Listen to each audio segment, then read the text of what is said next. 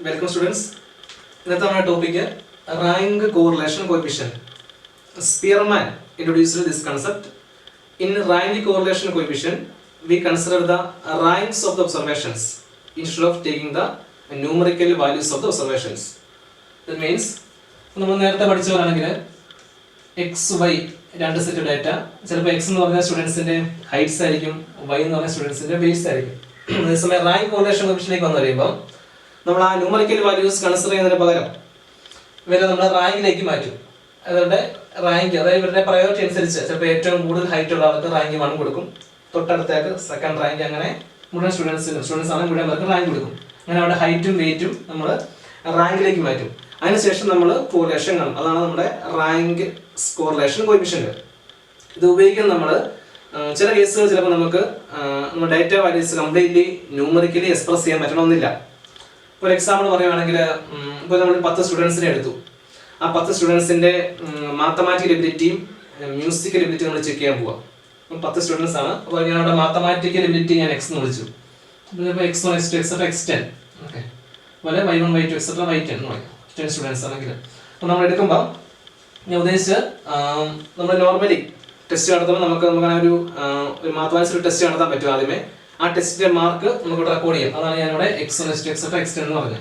അതുപോലെ അവിടെ musical ability അറിയാൻ വേണ്ടി ഒരു മ്യൂസിക്കൽ ടെസ്റ്റ് നടത്താം. ആ ടെസ്റ്റിന്റെ മാർക്കാണ് നമ്മുടെ y1, y2, y10 എന്ന് എഴുതുക.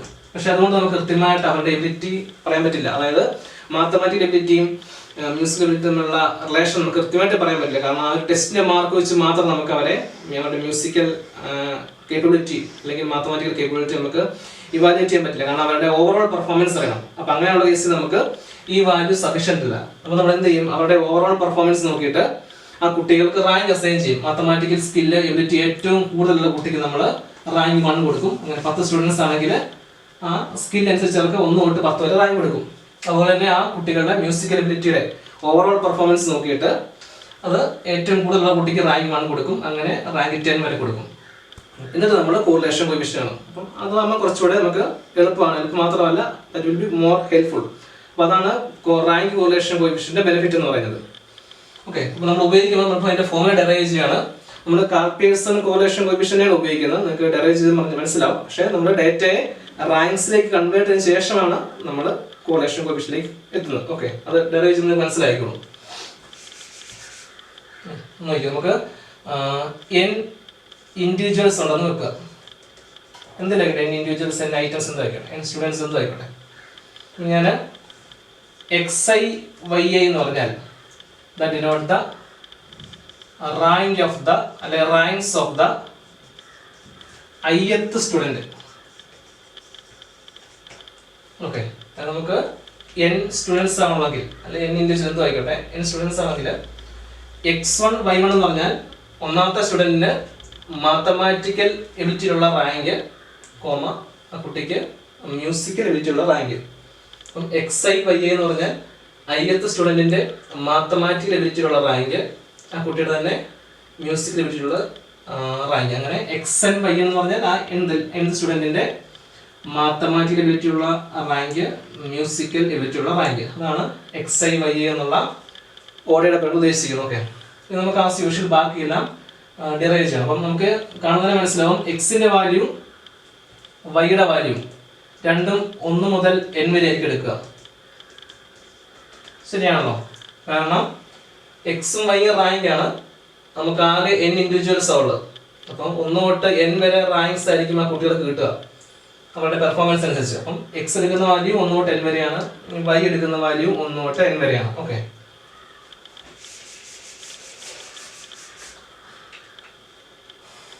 അങ്ങനെയാണെങ്കിൽ x ബാർ എടുക്കണം. x ബാർ എന്ന് പറഞ്ഞാൽ 1/n സിഗ്മ xi. നേരത്തെ പറഞ്ഞു x എടുക്കുന്ന വാല്യൂ y എടുക്കുന്ന വാല്യൂ 1 2 3 up to n. അപ്പോൾ സിഗ്മ xi എന്ന് പറഞ്ഞാൽ sum of first n natural numbers. Okay, that is n into n plus 1/2 എന്നോട് കൂടി വരുന്നുണ്ട്.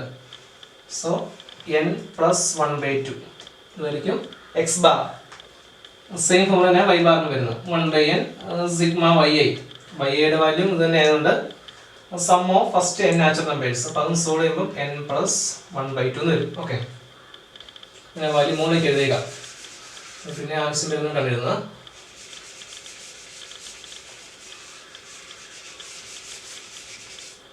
നമുക്ക് കിട്ടിയത് എക്സ് ബാറിന്റെ വാല്യൂവും വൈ ബാറിന്റെ വാല്യൂവും n+1/2.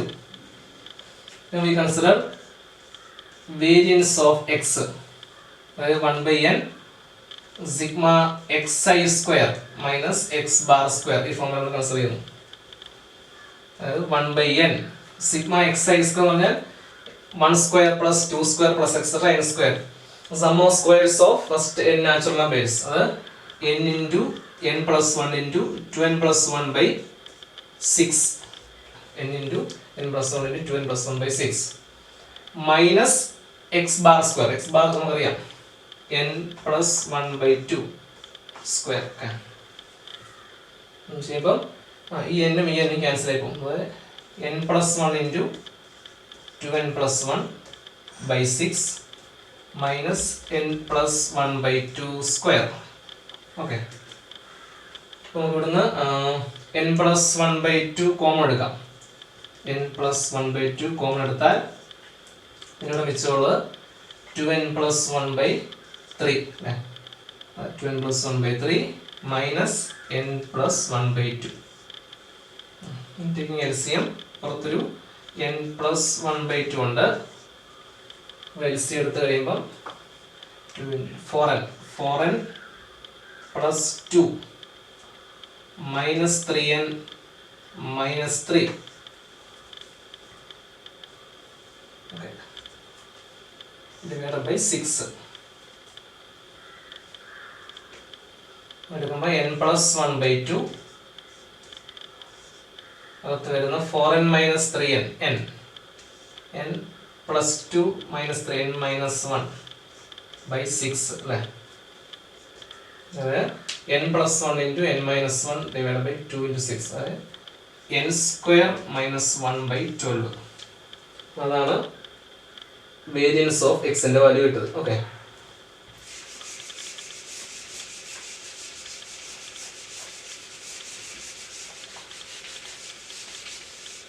n square minus 1/12. ഇതുപോലെ തന്നെയാണ് സിഗ്മ സ്ക്വയർ വൈയും പ്രത്യേകം ചെയ്യേണ്ട ആവശ്യമില്ല. സിഗ്മ സ്ക്വയർ എന്ന് പറഞ്ഞാൽ 1/n sigma yi square minus y bar square. എക്സിനും വൈക്കും 1 മുതൽ n വരെയുള്ള വാല്യൂസ് ആയതുകൊണ്ട് ഇവിടെ അത് തന്നെ വരും.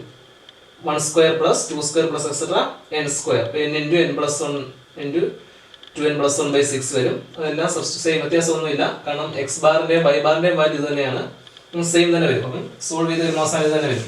സിഗ്മ സ്ക്വയർ എക്സും സിഗ്മ സ്ക്വയർ വൈയും രണ്ടിന്റെയും വാല്യൂ n സ്ക്വയർ മൈനസ് 1/12 എന്ന് വരും. ഓക്കെ, നമുക്ക് എക്സ് ബാർ കിട്ടി, വൈ ബാർ കിട്ടി, സിഗ്മ സ്ക്വയർ എക്സും സിഗ്മ സ്ക്വയർ വൈയും കിട്ടി. ഇനി നമ്മൾ പുതിയ ടൈം കൺസിഡർ ചെയ്യുന്നു.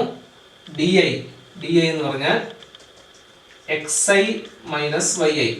അതായത് ith സ്റ്റുഡന്റിന് കിട്ടിയ ഫസ്റ്റ് സെറ്റിന്റെ, അതായത് എക്സാമ്പിൾ വെച്ച് പറയുവാണെങ്കിൽ ith സ്റ്റുഡന്റിന്റെ റാങ്കിന്റെ ഡിഫറൻസ്, അതായത് മാത്തമാറ്റിക്കൽ എബിലിറ്റിയിൽ കിട്ടിയ റാങ്ക് മൈനസ് മ്യൂസിക്കൽ എബിലിറ്റി കിട്ടിയ റാങ്ക്. അതാണ് ആ റാങ്ക്, ഓരോ കുട്ടിയുടെയും റാങ്കിന്റെ ഡിഫറൻസ് ആണ് DI എന്ന് വിളിക്കുന്നത്. ഓക്കെ, അങ്ങനെയാണെങ്കിൽ ഡി ബാർ എന്ന് പറഞ്ഞാൽ അതിന്റെ arithmetic mean 1/n sigma DI അല്ലേ? അതായത് 1/n സിഗ്മ DI എന്ന് പറഞ്ഞാൽ xi minus yi. Bracket open ചെയ്യുമ്പോൾ 1/n sigma xi minus 1/n sigma yi. അതായത് x bar minus y bar. നമുക്കറിയാം എക്സ് ബാറും വൈ ബാറും സെയിം ആണ്. So it is equal to 0. അപ്പം ഡി ബാറിന്റെ വാല്യൂ 0. ഓക്കെ, നമ്മൾ വേരിയൻസ് ഓഫ് DI ആണ്. വേരിയൻസ് ഓഫ് DI അതായത് 1/n sigma DI minus D bar square. ഇതാണ് variance formula. 1/n sigma DI minus D bar square. അപ്പം D bar നമുക്കിപ്പം കിട്ടി 0 ആണ് കിട്ടിയതുകൊണ്ട് 1/n സിഗ്മ DI സ്ക്വയർ.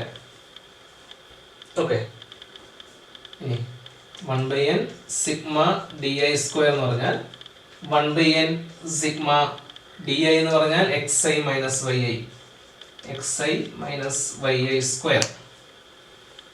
നമ്മളൊരു ചെറിയൊരു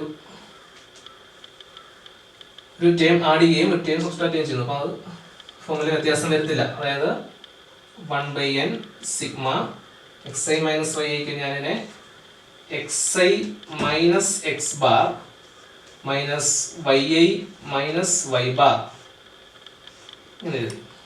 വ്യത്യാസം നോക്കി, നമ്മളൊരു ഇവിടെ എക്സ് ബാർ കുറച്ചു, അപ്പം എഫക്റ്റ് പോകാൻ വേണ്ടി ഒരു എക്സ് ബാർ കൂടണം അല്ലേ.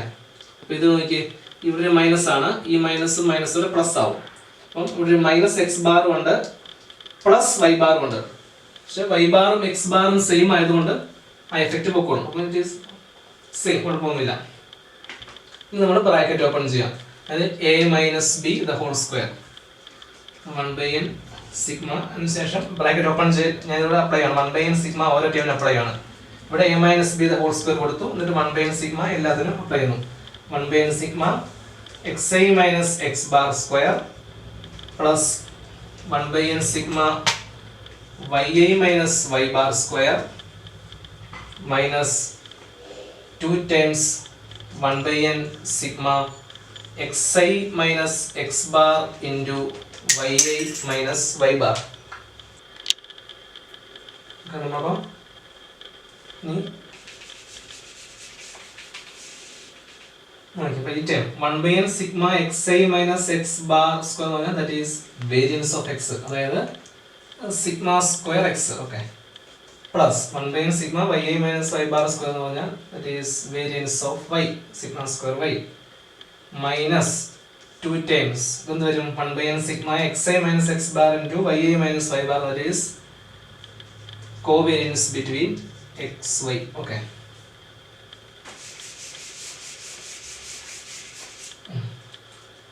is equal to sigma square x ന്റെ വാല്യൂ നമുക്കറിയാം, n square minus 1/12 plus sigma square y same തന്നെയാണ്, n square minus 1/12 minus 2 times covariance എഴുതുമ്പോൾ നമ്മൾ കാൽപിയേഴ്സൺ കോറിലേഷൻ കുറിച്ച് പഠിച്ചു. ഞാൻ പറഞ്ഞു RxY എന്ന് പറഞ്ഞാൽ covariance between x and y divide by standard deviation of x into standard deviation of y. അത് നമുക്ക് കോവേരിയൻസ് എഴുതാം. Covariance between x and y എന്ന് പറയുന്നത് എഴുതാൻ പറ്റും RxY into sigma x into sigma y എന്ന് എഴുതാം. അപ്പോൾ ഇവിടെ നമുക്ക് അങ്ങനെ സബ്സ്റ്റിറ്റ്യൂട്ട് ചെയ്യാം. കോവേരിയൻസ് ഓഫ് എക്സ് വൈക്ക് പകരം RxY ഞാൻ R എന്ന് വിളിച്ചു, R into sigma x into sigma y എന്ന് എഴുതി. ഓക്കെ, മനസ്സിലായല്ലോ. is equal to n square minus 1/12 plus n square minus 1/12 minus 2r into sigma x എന്ന് പറഞ്ഞാൽ root of n square minus 1/12 into root of n square minus 1/12. അതുകൊണ്ട് n square minus 1/12 വരും.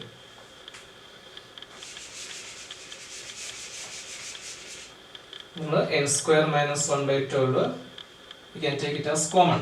n square minus 1/12 പുറത്തെടുത്താൽ 1 plus 1 2, 2 minus 2r,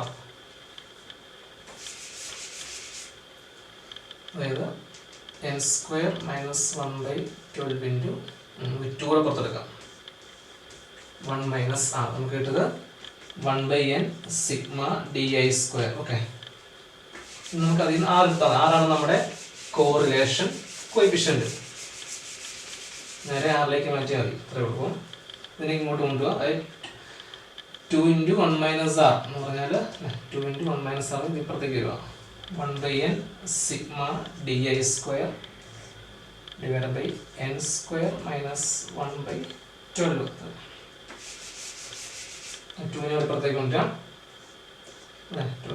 1 minus 2 ഇപ്പുറത്തേക്ക് കൊണ്ടുവന്നാൽ 1 minus r is equal to 2 ഇപ്പുറത്തേക്ക് വരും 1/n sigma di square n square minus 1/2. അത് 2 2 cancel ആയിപ്പോൾ divide by 6, ആ 6 മൂന്ന് വരും.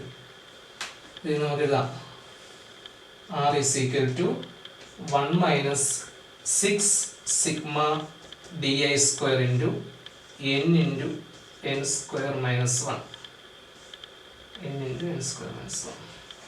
മനസ്സിലായല്ലോ? ഈ 2 12 പോകുമ്പോൾ 6 വരും, ആ 6 ആണ് ഈ മുകളിലേക്ക് വന്നത്, ഈ n താഴേക്ക് വന്നു, നമ്മൾ വന്നു. Okay, r is equal to 1 minus 6 sigma di square into n into n square minus 1. ഇതാണ് rank Spearman rank correlation coefficient formula. Okay, steps നന്നായിട്ട് ക്ലിയർ ആയിട്ട് മനസ്സിലാക്കി എടുക്കണം. നമുക്ക് ചിലപ്പോൾ എക്സാമിന് ഡെറൈവ് ചെയ്യാൻ ചോദിക്കും. അപ്പം ആദ്യം തൊട്ടുള്ള സ്റ്റെപ്സ് വീഡിയോ കണ്ടോണ്ടിരിക്കുമ്പോൾ തന്നെ അതിൻ്റെ കൂടെ തന്നെ ഡെറൈവ് ചെയ്ത് എഴുതി പോവുക. ഇപ്പോൾ ഡി ഐ എന്ന് പറഞ്ഞാൽ x i minus y i, ആ റാങ്കിയുടെ ഡിഫറൻസ്. എൻ എന്ന് പറഞ്ഞാൽ നമ്മളെടുത്ത ഇൻഡിവിജ്വൽസിൻ്റെ എണ്ണം. ഓക്കെ, അപ്പോൾ നമുക്കിനി നെക്സ്റ്റ് ക്ലാസ്സിൽ ഇതിൻ്റെ എക്സാമ്പിളും ബാക്കി കൂടെ കണ്ടിന്യൂ ചെയ്യാം. ഓക്കെ.